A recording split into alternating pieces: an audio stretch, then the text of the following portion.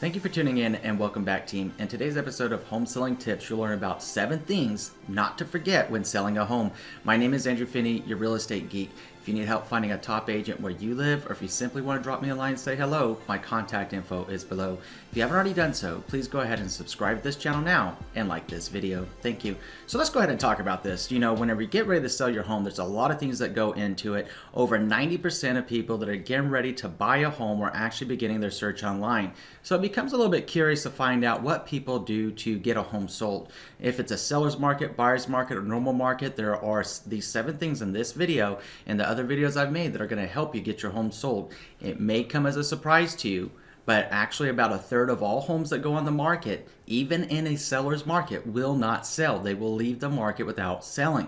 So let's make sure that's not your case, because if you're putting your home on the market, I'm sure that you're very serious and you're very committed and you want to get to destination B after selling home A. So let's go ahead and talk about these things. The first thing not to forget is actually Googling your address. Now, you might be wondering, Andrew, why do I need to Google my address? And that's a great question. Have you ever considered that whenever you're looking for a home to purchase, that you're probably Googling the address that you're interested in and you're trying to get a lay of the land? You're looking at the landscape, you're looking at the yard, you're looking at the curb appeal, and you're looking at the communities around you. By Googling your address, you can also take a look at what it looks like for prospective buyers that are going to be Googling your house. Going back to that number that we gave you earlier in this video, 90% of home buyers will begin their search online. They're going to be checking for the home's estimated value. If it's different from your asking price, it could just simply be because the tax records have the wrong information about the number of bedrooms or bathrooms in your home, because it's all data and it's all crunching data, and they're trying to come up with an algorithm to provide an estimated home value. So if that's the case with your home, what you want to do when you Google your address and you notice that if there's something not quite right with what's being reported, go on the sites like Zillow and Realtor and make sure that you let your listing agent know that it's incorrect. But if you take the first step by Googling your address, you can go in and correct the wrong information as well. So the second thing not to forget is actually accounting for improvements and issues. Now, this is something that comes up all the time.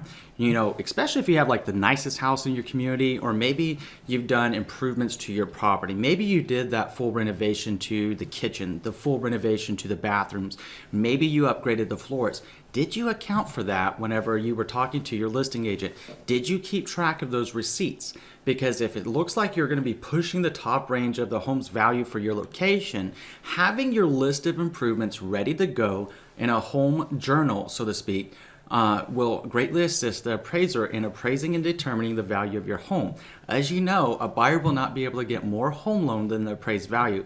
It's ideal that we're able to get the appraised value and what you're asking for to be the same number. So be realistic with your price, and keep in mind something that this comes up often whenever I talk to sellers.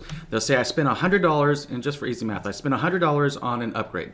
Well, understand that if $40 of that was labor, you're not going to get the $40 back. An appraiser is going to be looking at the material cost associated with it. So by keeping the receipts, you can better justify the labor cost and also the material cost, so they can take out the two and say, okay, the material did this, and based upon what's going on in your community, if you have upgraded floors or upgraded kitchens or upgraded bathrooms, maybe you're going to get a return on that money. Those are 3 of the safest bets done correctly that you're going to actually increase your home value with. Something to think about, something to consider, and something to chat about with the listing agent that you choose. The same thing is true with any issues. Did you have a roof leak? Did you need a roof repair? Did you change out the water heater? Did you have an electrical or plumbing issue, or a chimney issue? All of those things need to be disclosed to the buyer in your seller's real property disclosure. Disclosing that stuff up front provides transparency. When a buyer comes into your home and they see that it's been addressed, they're going to thank you for that, and they're also going to appreciate your honesty and integrity throughout the process. Now, think about this. Would you want to go into a home that you're going to buy next and actually not know what was going on with that property? You would appreciate full disclosure too, wouldn't you? So make sure that you're providing the full disclosure to your buyer, to the incoming buyers of your home, by keeping a home journal and a maintenance list for a list of improvements, for maintenance things, and little bitty things that you did to the house here and there is greatly going to assist you whenever you get ready to sell your home. Providing that to prospective buyers is going to increase their confidence and make your home even more desirable. So the third thing not to forget is to check your real estate agent's references. Now, I've already made like 2 videos very specific just to finding a great agent and picking a real estate agent with different tips. This is because this comes up all the time. People reach out to me online, or I talk to people on the phone, or people come to me from a referral. And one of the questions I always ask them is, did you take the time to actually Google who I am or Google the agent that you worked with previously? Unfortunately, they always say no. So what I'm always curious about, and as a professional trusted real estate advisor, is how come people will Google what to eat for dinner tonight? How come people will Google a car or a cell phone, but not Google the person that they're entrusting their largest asset, being their home, into the hands of a professional to get their home sold? It's always baffling to me. So do your homework. Check those ratings, check those reviews, check that past sales performance, and read what other families are saying about working with that agent so you know who you have working for you.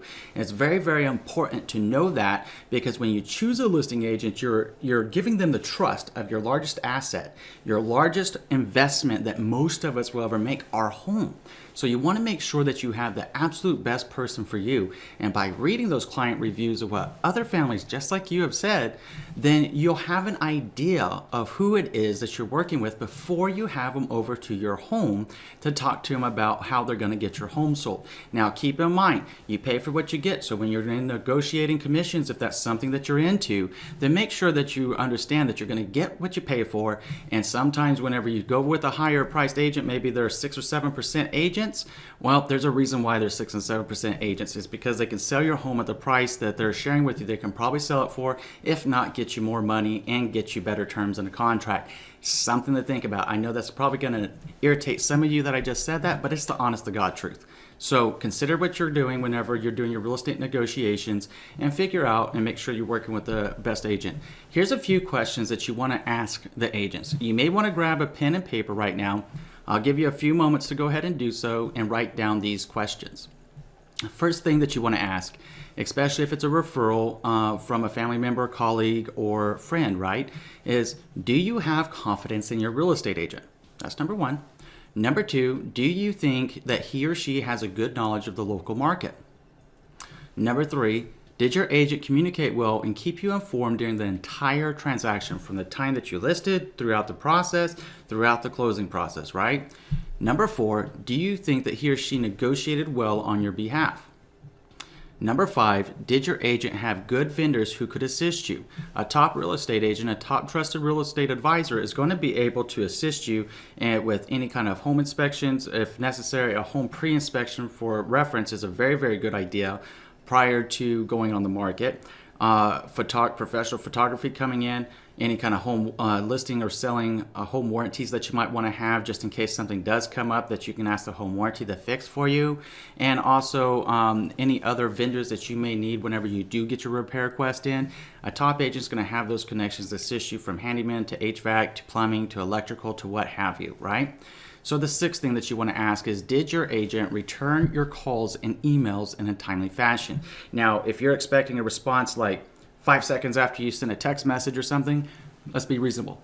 We all have a schedule over the course of the day. As long as that agent is returning your call probably as quickly as possible in the course of a day, maybe it's like right then they take your call, right then, or they call you back within just minutes or something like that, or maybe within 2 or 3 hours. As long as they're answering your questions and on top of staying in strong communication with you, consider that. The number one complaint against most real estate agents are that they don't communicate enough. On the Andrew Finney team, we communicate excessively.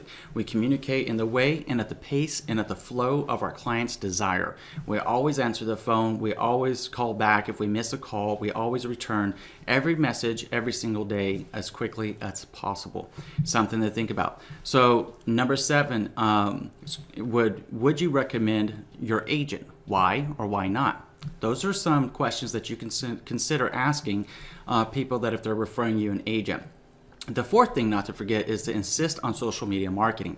With today's digital age, it's extremely, extremely, extremely important that you have a tech-savvy agent that is not only going to take a minimum and this is the key, minimum of 35 professional grade photos in high definition of your property, but also going to expose it on as many websites as possible. In addition, the agent should have a robust website themselves. An easy way to check an agent when you're Googling them is also to go to the website. Do you like the website? Would you use that website to search for a home? If the answer is yes, then you're in good hands already from a web presence point of view. If the answer is no, then you're going to need to drill down a little bit more and see if they have other strengths, such as social media marketing like Facebook, Instagram, Twitter, what have you. You want to know what this game plan is going to look like so they can expose it to as many potential buyers as possible to bring in the qualified and loan pre-approved buyers to purchase your home. The more exposure you can get, the quicker you're going to sell, and if you can create a little bit of a scarcity around your home, then you're going to get a bidding war more than likely. So you need to know what your agent's going to do for social media marketing and the marketing plan of action as it is. Now, number 5 thing not to forget is always one of the interesting things. And I kind of have a smile because it's like one of those things that none of us really ever think about until we think about it. When you push your doorbell, does it ring? If the answer is no, get it fixed. It's one of those first things that people are going to do. Ding dong, I'm home, right? Make sure that your doorbell rings because it'll be assigned to an inspector and assigned to an appraiser that you've obviously maintained your home, because you'd be surprised how many people's doorbells actually don't work. So the 6th thing not to forget is to clean inside your home, and I mean everything. Declutter your home, depersonalize your home, and clean, clean, clean, clean. The closer to a model home that you can make your home when you get ready to go on the market, between home staging and also virtual staging, there's great sites like padstyler.com. I'll put a referral link down below. Get 10% off on it, by the way, when you use a referral code. Anyhow, where I'm going with this is if you don't have the furniture or you don't have the budget to do traditional home staging, you can use a site like Padstyler and do virtual staging where you can plug and play different furniture into your home and it'll look really, really darn good. At the same time, if you don't have a decluttered home, then that's going to be a problem. And I want you to think of something and be completely honest with yourself. When you're searching for a home online, which homes stand out to you the most? Because most people sell a home, they're going to buy one, right? You got to have a place to live. The point being here is when you're looking at those homes online, is it the cluttery homes that have yesterday's dinner on it, or this morning's breakfast, or dishes all over the place, trash all over the place, or just cluttered with knickknacks that pop to you? My guess is it's probably not. And my guess is you probably don't even want to see that home because you can't even see what the features, benefits, and amenities of that property are. That would go into that category of those third of homes that even in a strong seller's market won't sell because it wasn't done correctly. Just because you're in a seller's market, it's not a spectator sport. Just because you're in a balanced market, it's not a spectator sport. And when you're in a buyer's market, it's especially not a spectator sport to sell a home. Make sure that you're taking care of the fundamentals and working with a trusted real estate advisor in your area. A top agent will be honest with you. And if you have an agent that can be honest with you, from negotiating the real estate commissions with you to the current condition of your home to things that need to take place, you're going to have the right agent that's working for you. If you have an agent that's not sure of themselves or that isn't confident, they're not going to negotiate if you try to negotiate commission.